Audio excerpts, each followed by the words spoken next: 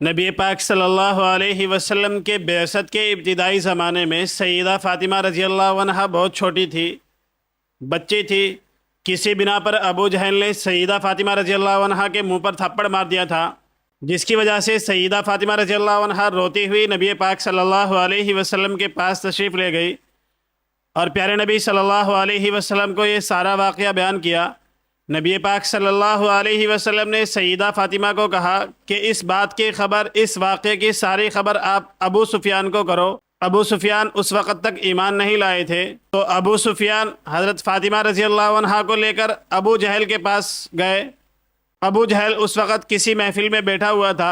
ابو سفیان نے حضرت سیدہ فاطمہ رضی اللہ عنہا کو کہا کہ ایسا اس نے آپ کے منہ پر چانٹا مارا تھا، ویسے ہی آپ بھی اس کے منہ پر چانٹا مارو، اگر وہ کچھ کہے گا تو میں اس سے خود نمٹ لوں گا۔ چنانچہ بچے کو جیسا کہا جاتا ہے بچہ ویسے ہی کرتا ہے۔ آپ نے اکثر دیکھا ہوگا کہ بچے کو جتنا کچھ بولا جاتا ہے بچہ اتنا ہی عمل کرتا ہے۔ سیدہ فاطمہ رضی اللہ عنہا نے ایسے ہی کیا جیسا ان کو کہا گیا تھا۔ تو سیدہ فاطمہ رضی اللہ عنہ نے چانٹا مارا اور گھر گئی اور پیارے نبی صلی اللہ علیہ وسلم سے جا کر یہ سارا واقعہ بیان کیا۔ نبی پاک صلی اللہ علیہ وسلم نے دعا کی کہ الہی ابو سفیان کے اس برتاؤ کو بھول مت جانا۔ چنانچہ پیارے نبی صلی اللہ علیہ وسلم کی دعا کا یہ اثر ہوا کہ فتح مکہ کے موقع پر ابو سفیان رضی اللہ عنہ بھی ایمان لے آئے تھے۔